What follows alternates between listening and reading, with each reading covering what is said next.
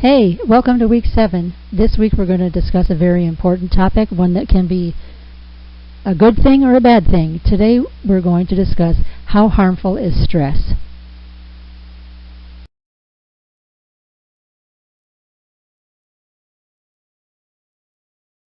First, let's define what stress is. Stress is a state of mental or emotional strain or tension resulting from adverse or very demanding circumstances, and these can be good circumstances or bad circumstances.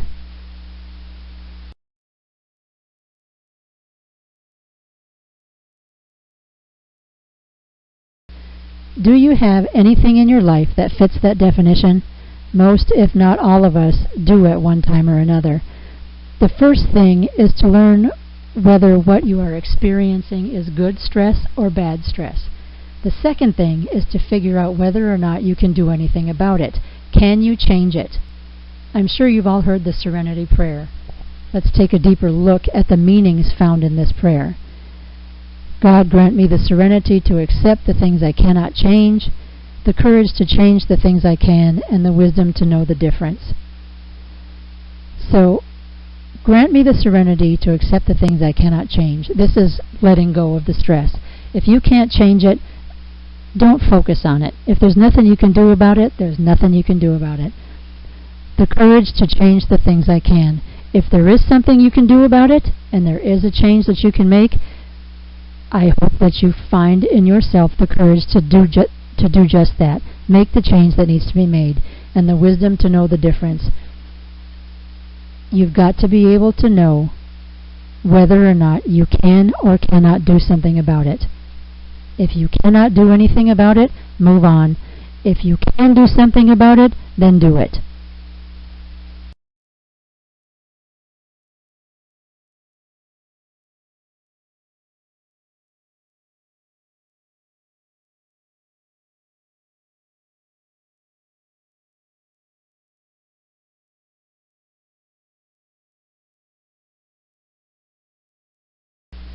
What are the causes of stress? There are literally millions of things that can cause stress, and there are different stressors for different people. What causes you stress might not cause your friends stress at all. Like public speaking, that might scare you half to death, but I enjoy it. So, to you it's a bad stress, to me it's a good stress. Like math stresses me out so much that I actually get physically ill, but maybe you enjoy math. I can't imagine anyone enjoying math, but I know there are people out there who do. So, something that might stress you out, the next guy, it might fire him up.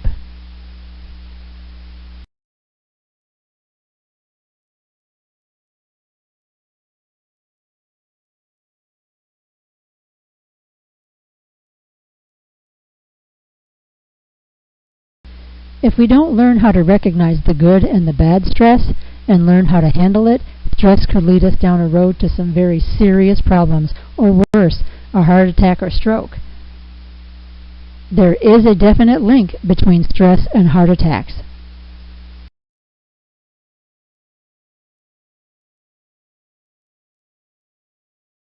Let's take a look at bad stress, and let's define it. Bad stress is also known as distress. As mentioned previously, this kind of stress can lead to terrible things. It can weaken your immune system, making you more susceptible to illnesses. It can increase your blood pressure, cause fatigue, anxiety or depression, and heart diseases. Some types of bad stresses are fights with your parents, your siblings, tests, illnesses, poor grades, a death in the family, or being bullied. These are just a few of the many, many types of bad stress out there.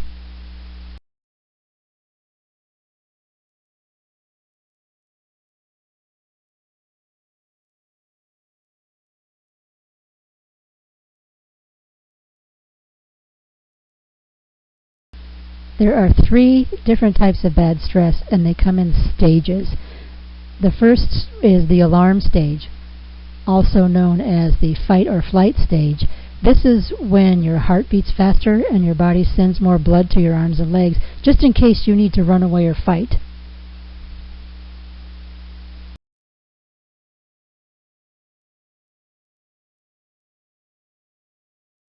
The second stage is the resistance stage.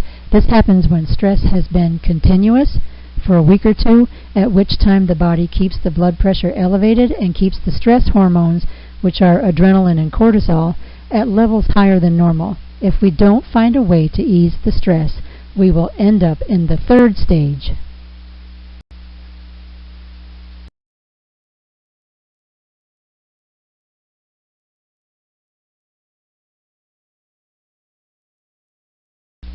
The third stage of stress is the exhaustion stage. It's at this point where you feel like you just can't go on anymore, you can't continue, and you become completely exhausted. This is the stage where you are most likely to develop illnesses or other health problems due to the stress that you're under. And this will happen whether your stress is physical or mental stress.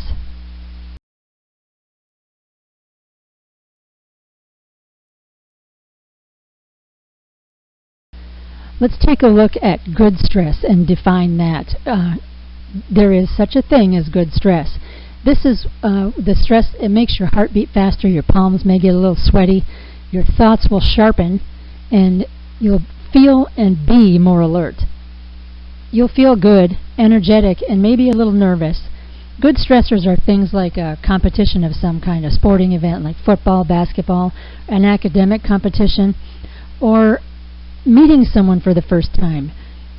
They are things that you enjoy doing, but they make you a little nervous.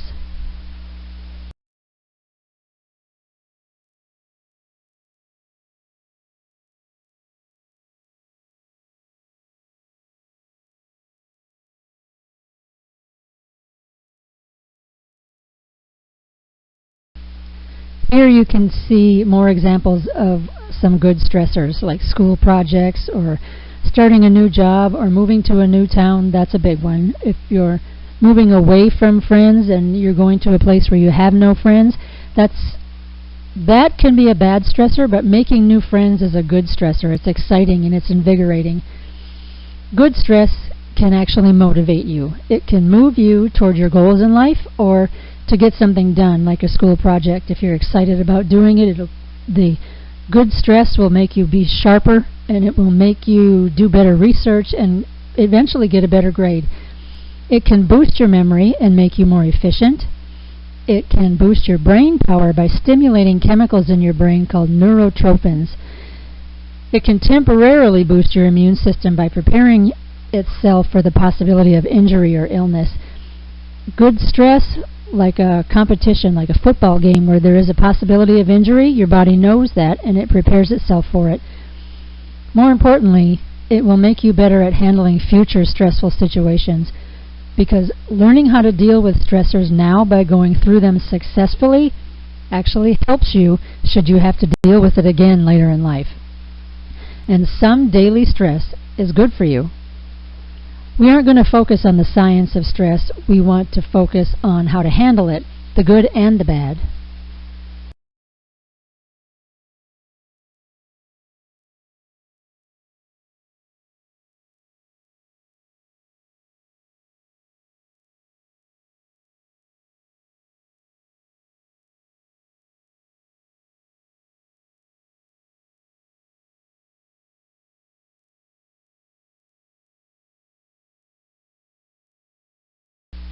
So what are you dealing with? Is it good stress or bad stress? And how do you know how to tell the difference? Well, those are all excellent questions. And if you aren't sure whether what you're dealing with is good or bad stress, focus on how you're feeling. Are you excited? Are you a little nervous? Maybe you're feeling easily irritated or angry or sad, depressed, or maybe you're feeling a little overwhelmed. If you're feeling a little excited or a bit nervous, then what you're dealing with is good stress. This is the stress that if you get a little bit of good stress every day, it actually focuses you better. It makes it easier to deal with things on a daily basis. The other things that are listed, the irritability, angry, sad, depressed, overwhelmed, if you're feeling any of those things, chances are what you're dealing with is bad stress, and we need to learn how to handle that.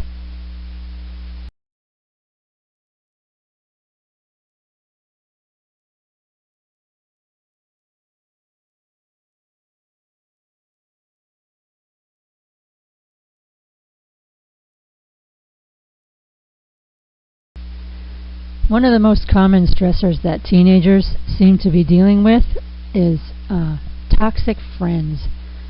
Toxic friends, if you're not sure what that means, they are people in your life who act like they're your friends to your face, but at the same time they may be doing something that makes you uncomfortable or angry most of the time. Or they may be talking about you behind your back and you find out from your other friends that this is going on. This is something that needs to be dealt with, and you are really the only person who can deal with that kind of stress.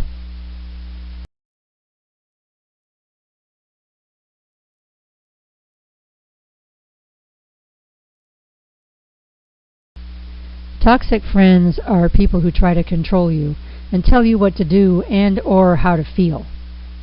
They try to get you to do things you don't want to do, like things you know your parents wouldn't approve of and you'd get in trouble for, but they try to talk you into doing it anyway. They try to make it sound like it would be fun, and that they try to convince you that you will not get in trouble. People who talk behind other people's backs, maybe to try to get you on their side or be against the other person, these are toxic friends. And remember, if they are talking behind someone else's back to you, then they will talk about you behind your back to someone else. And if you look at this little sign here on this slide, don't worry about those who talk behind your back. They're behind you for a reason.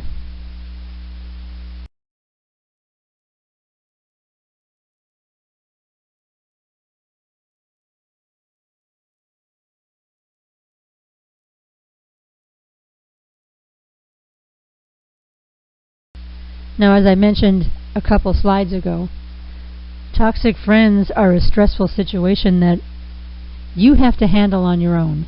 So it's important that you learn how to handle it, and you learn how to handle it the right way, because you have control of that situation. Believe it or not, this is an area where you can have complete control. It may be scary the first couple times, but you will eventually get really good at getting toxic people out of your life, because once you feel the difference between your life with toxic people in it versus your life with toxic people not in it, it will become very important to you to get toxic people out of your life as soon as possible. And it is very important to learn how to do it right.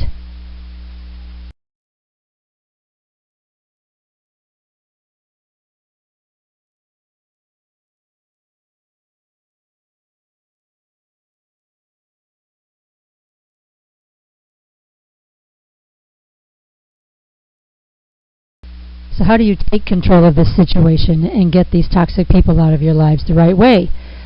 Very excellent question. There are a few things you can do, and you may have to enact one or more of them at a time in order to expel the toxicity from your life. One of the first things that you have to do is you have to be brave. You need to be able to stand up for yourself. If a friend is trying to talk you into something you know you shouldn't do, stand up and let them know you don't think you should do that, and you don't think they should do it either. Let them know in no uncertain terms that you are not interested in getting in trouble, and you don't appreciate them trying to get you in trouble, and they shouldn't want to get in trouble either.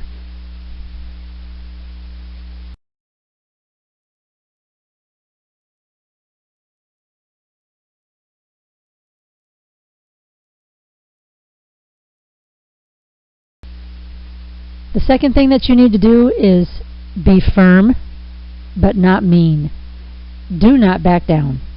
These toxic people will try to convince you to do it anyway, to think like they think, to like or dislike whomever they like or dislike. Eventually, if you stand your ground and you're firm, they will realize that they cannot control you. But it is at this point where you need to watch out, because when they realize that they cannot control you, it's now that they will try to control your other friends and how your other friends see you. They will try to control your other friends and get them to think like they think and to be as angry or upset with you as they are. They want other people on their side. But don't worry about that. Your true friends, they won't buy into the schemes of the toxic people because they know who you are. They know the true you. So stick to your guns and be firm, but you don't have to be mean. You are a warrior, And warriors don't give up and they don't back down. Pick up your sword and shield and fight.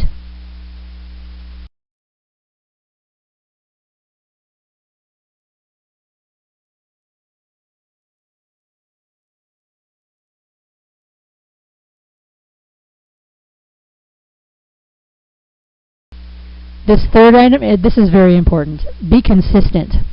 Don't tell them that you're not going to participate with them in something you know is wrong, only to turn around and do something similar with someone else. Figure out what your principles are and stick to them with everyone. If you want to be taken seriously, you must be consistent.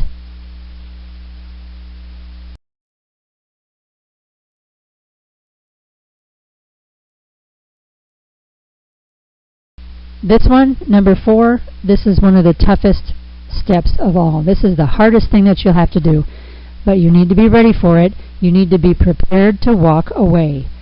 If these toxic people simply will not back off, then you need to walk away from them. Let them go. Move forward with your life without them right now. It doesn't mean that you won't be friends later in life, because even though people your age think that you are who you're going to be for the rest of your life, you're not. You will do a lot of changing between now and full-fledged adulthood. I am not the same person by a long, hard mile as I was in high school. And remember, it is okay to be yourself. It is okay to do what's right. And it's okay to remove someone from your life who is purposely causing you grief or pain.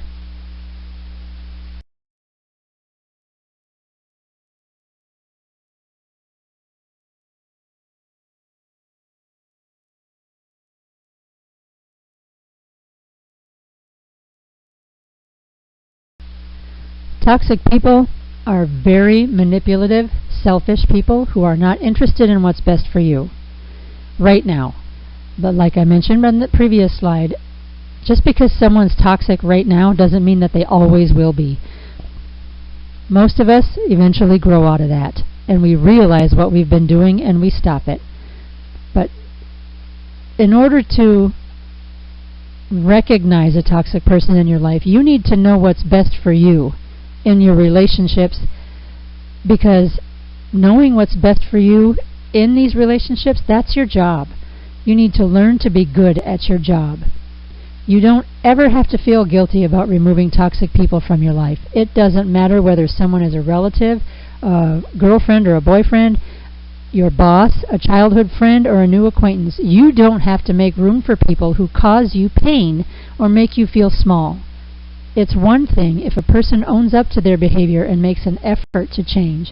But if a person disregards your feelings, ignores your boundaries, and continues to treat you in a harmful way, they need to go. And if they won't go, you need to go.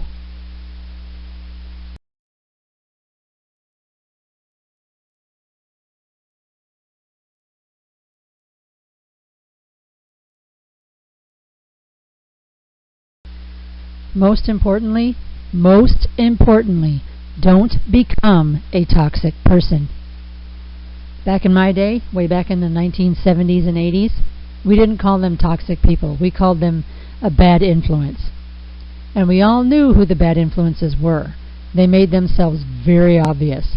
Nowadays, the toxic people are very sneaky and underhanded, and more often than not, you don't even realize they are toxic to you. That's why I stressed in the last slide, learn to be good at your job. This is your warning. These are the signs that you're dealing with toxic people. You dread being around them. Your belly hurts or feels unsettled. You're exhausted or angry after dealing with them, and you leave them feeling bad about yourself. I can think of one person in particular from my high school days. I still remember her, and I remember on graduation day being so happy that she was no longer going to be in my life on a daily basis. If you know people like that in your life right now, remove yourself from their lives right now and let them know, if they try to reel you back in, that you will not put yourself in that situation anymore. Stand up for yourself and do your job, and do it well.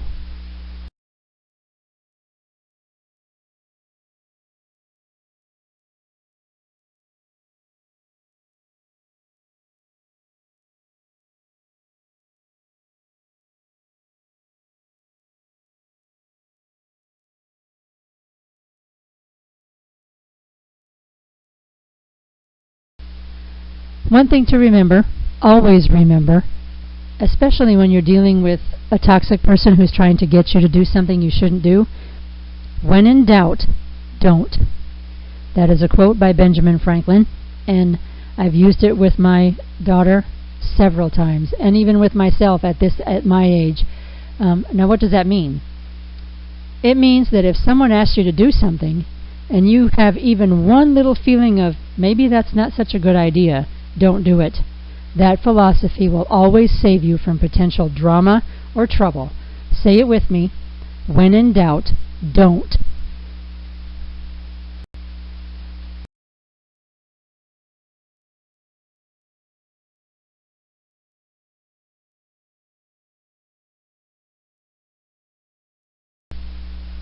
Let's think for a moment. What are the stresses in your life? Are they good stresses or are they bad? If you have bad stresses in your life, the next question to ask yourself is, what can I do about them? If you can't come up with a solid and logical solution on your own, get your parents involved. Helping you get through stuff is part of their job. If you can't go to your parents for whatever reason, find an adult, not a friend, an adult whom you trust, and ask them for help. You will always be able to find an adult willing to help you out.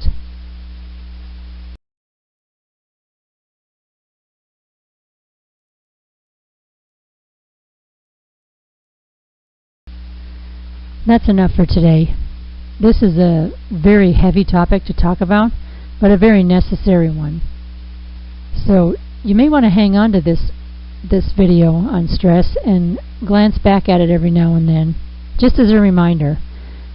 Today's How It's Made video is How It's Made Cheetos. This one might gross you out a little bit too. And today's manners lesson is